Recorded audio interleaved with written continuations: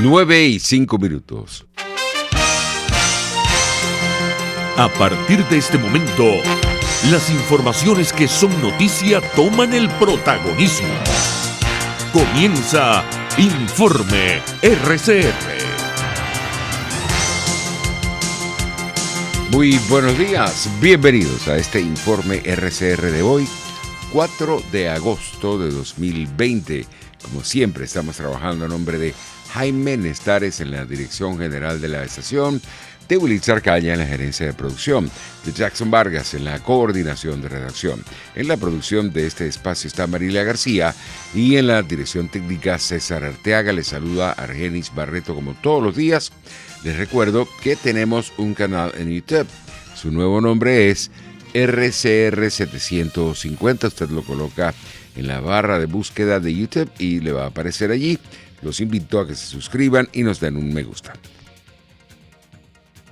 Vamos a iniciar este recorrido informativo destacando que el Tribunal de Apelaciones de Barlovento en Cabo Verde, en África, autorizó la extradición a Estados Unidos del empresario colombiano Alex Saab, presunto testaferro de Nicolás Maduro, según informó este martes su defensa. La defensa de Saab, que está integrada por el ex juez español Baltasar Garzón, indicó en un comunicado que la decisión se adoptó el pasado 31 de julio, pero no le fue comunicada hasta este 3 de agosto, 4 días después. A este respecto, recordó que Saab estaba esperando la fecha de la audiencia prescrita por la ley en la que ejercer, con igualdad de armas, su derecho a la defensa ante el Tribunal de Barlovento, por lo que sus abogados han considerado que esta resolución judicial viola sus derechos. 9:07. Cambiamos de escenario. Según información del régimen, 6 fallecidos y 548 nuevos casos de COVID-19 se reportaron en nuestro país en las últimas 24 horas. De esta manera, el país llega ahora a 20.754 casos y 180 personas fallecidas por la pandemia. En el marco de esta situación por el COVID-19, los pacientes crónicos exigen al régimen los medicamentos que necesitan con urgencia para hacer frente a sus enfermedades. Nuestros colegas de La Voz de América nos amplían. La situación de desabastecimiento de medicamentos de alto costo en Venezuela se agudiza con el pasar de los días. Margarita Pérez, paciente de cáncer que lleva 4 meses sin el medicamento requerido, expresó profunda tristeza tras realizar un largo viaje hasta Caracas para intentar conseguirlo sin éxito. Yo tengo cáncer de mama, tuve una mala praxis, dependo de un medicamento para poder vivir y ese medicamento no lo consigo. ¿Qué le dicen a ver? Me corrieron de ahí, me hicieron vamos para afuera, para afuera. Esa fue la expresión de la señorita. Luis Salazar, con trasplante de riñón, destaca que lleva meses informando a las autoridades del sector salud sobre la situación, pero no ha obtenido respuesta. Yo no quiero este estilo de vida, no lo deseo para nadie, pero me imagino cómo serán mis compañeros los que se están dializando, señor. Yo pasé por diálisis y yo sé lo rudo que es eso. Ante tales reclamos que se repiten en todo el país, el ministro del Gobierno en disputa, Eduardo Piñate, informó sobre la activación del denominado motor farmacéutico. El mecanismo incrementaría la producción de medicamentos de todo tipo, especialmente durante la pandemia. Bueno, nosotros tenemos que hacer los esfuerzos para que, tomando todas las medidas sanitarias, todas las medidas de higiene, todas las medidas de seguridad, garanticemos la producción en el país. El presidente de la Federación Farmacéutica de Venezuela, Freddy Ceballos, por su parte, informó recientemente que las farmacias de todo el territorio nacional tienen entre un 75% y 80% de desabastecimiento en medicinas. Álvaro Algarra, Voz de América, Caracas. Entre tanto, Vito Vinceslao, presidente de la Cámara de Comercio del Estado Apure, afirmó que aproximadamente el 90% de las empresas de ese sector están paralizadas en el marco de la pandemia del COVID-19.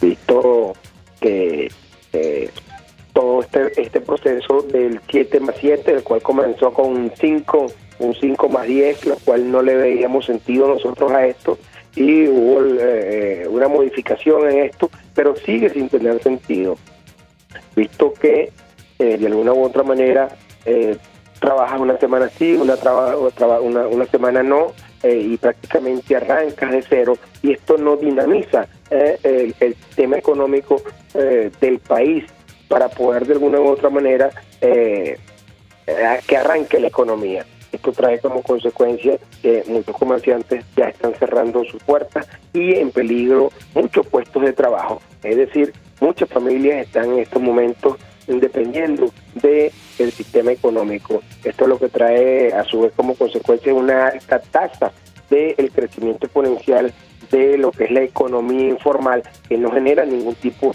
de beneficio al Estado, ningún beneficio al país, sino que comienza con una serie de distorsiones en la economía y viene de por sí a dañar todo el sistema económico. A las 7:10 de la mañana, Víctor Vinceslao, presidente de la Cámara de Comercio del Estado Apure, enfatizó que en este momento es difícil cuantificar cuántas empresas están o no trabajando. Con este sistema del 7+7, abres, no abres, hay ciertas condiciones para poder laborar, para poder abrir. Solamente sabemos y estamos conscientes de lo que están trabajando son aquellos que son los indispensables, como es alimento, farmacia, higiene personal, son los que están en estos momentos laborando prácticamente. Además de esto, a esto se le viene a sumar la crisis de la escasez de combustible. Bien sabemos que en el país todos nuestros productos se manejan sobre ruedas. Hay una escasez de combustible crucial en estos momentos, mucha incertidumbre. Los venezolanos cada vez que nos acostamos pensando en cómo voy a resolver el día de mañana. El empresario piensa lo mismo, igualmente cómo resolvemos el día de mañana, cómo hago yo como empresario para que mis clientes puedan tener acceso a los bienes y servicios que yo de alguna u otra manera les ofrezco para que podamos también sobrevivir a esta crisis que estamos viviendo. Y nosotros pensamos de esta manera porque nosotros, antes de ser comerciantes, somos ciudadanos también, nosotros somos consumidores también y nos vemos afectados. Por su parte, Aquiles Hopkins, presidente de la Confederación Nacional de Asociaciones de Productores Agropecuarios, FEDEAGRO, afirmó que la crisis del combustible está haciendo estragos en este sector.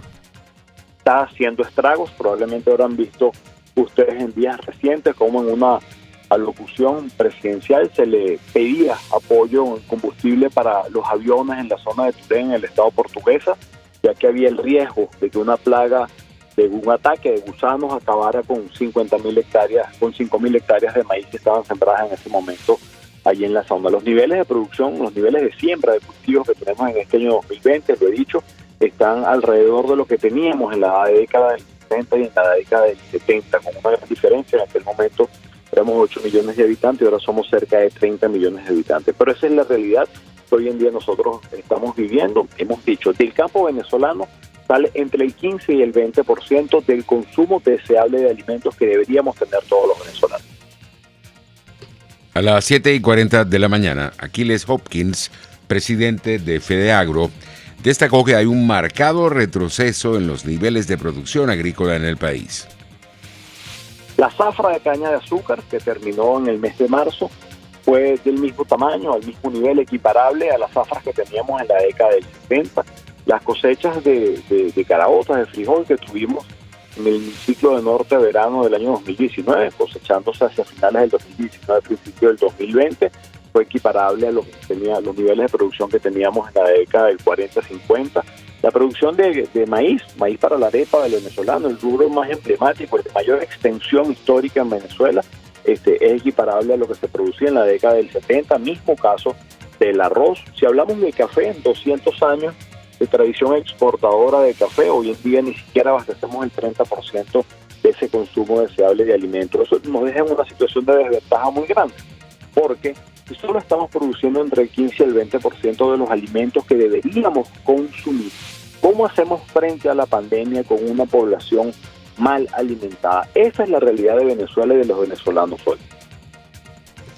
Por su parte, el economista Luis Oliveros aseguró que todo indica que este año el Producto Interno Bruto del país registrará una nueva caída del 30%. Segundo año consecutivo Eso habla de que muy posiblemente el acumulado entre 2013 al 2020 de caída del PIB supera el 75%. Eso es una destrucción sin precedentes del PIB, de la actividad económica. Sin precedentes no solamente en la economía venezolana, sino en la economía de toda la región y en la economía mundial, si tomas en cuenta que esa destrucción no ocurrió por una guerra civil, por una catástrofe natural. Entonces ciertamente Venezuela va a ver cómo su economía a finales del año 2020 va a ser apenas el 25% o menos, entre 20 y 25% de lo que era en el año 2003. En este sentido, el economista Luis Oliveros reiteró que la crisis que vive el país se agudizará aún más en 2021 porque no hay señales de un cambio político. Los países de América Latina y el resto del mundo han llevado a cabo política económica, medidas económicas para tratar de ayudar no solamente a las personas, sino también a las empresas con este tema de la pandemia. Pero para hacer eso tú tienes que tener espacio fiscal, tienes que tener fondos de estabilización, fondos de ahorro, tienes que tener un buen nivel de reservas internacionales, tienes que tener este espacio monetario también, en el sentido de que puedas aumentar, puedas flexibilizar las reglas monetarias sin generar mucha inflación, ¿no? También debes tener cierta comodidad externa para jugar con tu tipo de cambio y tratar de generar condiciones para que la pandemia no afecte de manera tan fuerte a tu población. Todas esas cosas no las tiene Venezuela. La situación económica actual no tiene prácticamente, no hay espacio fiscal, al contrario, no tiene reservas internacionales. Venezuela tiene el nivel de reservas internacionales más bajo en los últimos tal vez 60, 70 años. Su brecha externa está sumamente delicada, el tema de la caída de la producción petrolera, que no puede vender petróleo, no tiene mercado para colocar petróleo. Fondos de ahorro y fondos de estabilización, el último fondo de estabilización, Hugo Chávez lo dilapidó generando el Fonden, y así vemos como Venezuela tiene una economía bastante maltrecha, una economía en crisis, una economía muy mal llevada, y prácticamente tampoco puede darse el lujo de, como hicieron en otros países, de quitarle o de bajar la presión tributaria, porque si Venezuela lo hace, ese es prácticamente el único ingreso que tiene el Estado venezolano, porque no hay ingresos en divisas, no hay ingresos en dólares. 9:18. El gobierno colombiano aseguró este lunes que el silencio de Venezuela por las declaraciones de un jefe del Ejército de Liberación Nacional, ELN, en las que jura lealtad al régimen de Nicolás Maduro, es visto como la confirmación de la alianza de esa guerrilla con el régimen venezolano. Así lo aseguró el alto comisionado para la paz, Miguel Ceballos, quien dijo que el régimen dictatorial de Maduro no ha mencionado una sola palabra sobre ese video, algo que se interpreta como la confirmación de esa alianza perversa entre el ELN y la dictadura de Nicolás Maduro. El periódico El Tiempo de Bogotá publicó hace algunas semanas un video en el que alias Edward del Frente Oriental del ELN le dice a Maduro que cuenta con el Ejército de Liberación Nacional hasta la muerte. Ceballos afirmó además que el jefe guerrillero llama a Maduro jefe y comandante y que el gobierno colombiano sigue exigiendo una explicación tanto al comando central del ELN como a la dictadura de Nicolás Maduro sobre esta alianza perversa. Para el comisionado, ese silencio de Venezuela es también una confirmación de que el ELN está juntando a esa larga lista de delitos que ha venido cometiendo el de traición a la patria. 9:20, vamos a escuchar importantes mensajes comerciales y volvemos.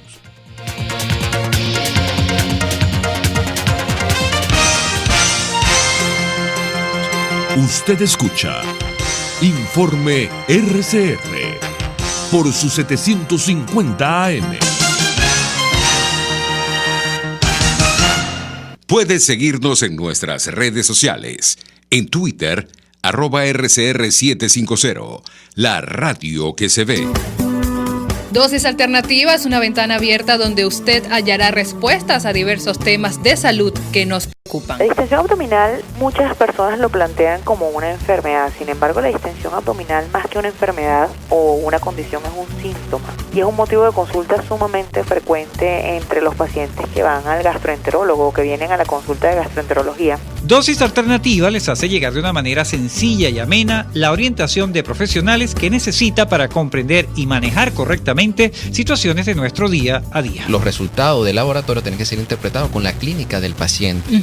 Si bien es cierto, siempre es bueno hacerse exámenes médicos por lo menos una vez al año, también es bueno hacerse también la evaluación clínica, no solo hacerse el examen de laboratorio, sino también ir al médico internista, hacerse un chequeo general anual. Dosis Alternativa con Marilia García y Jackson Vargas, de lunes a viernes a las 9:30 de la mañana, solo por RCR y rcr.tv, la radio que se ve. Les estamos presentando Informe RCR, el compacto informativo de esta hora, solo por RCR 750 AM.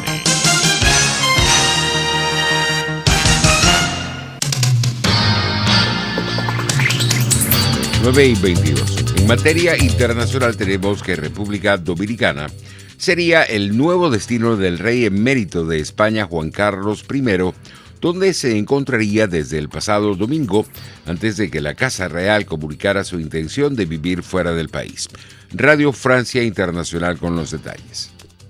Finalmente, el rey emérito ha tirado la toalla y ha optado por abandonar España, acosado por escándalos financieros como el cobro de comisiones ilegales y la evasión de impuestos. El autoexilio de Juan Carlos significa que el monarca, de manera implícita, reconoce su comportamiento delictivo, que desde hace algunas semanas está siendo aireado por todos los medios de comunicación.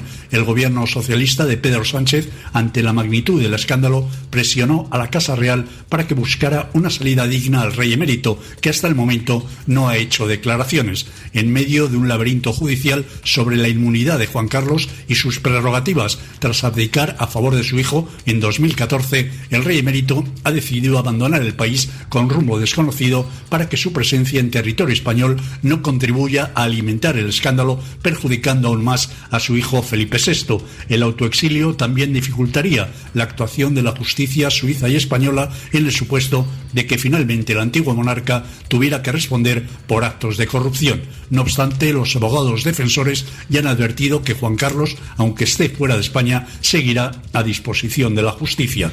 Para Radio Francia Internacional, desde Madrid, Luis Méndez.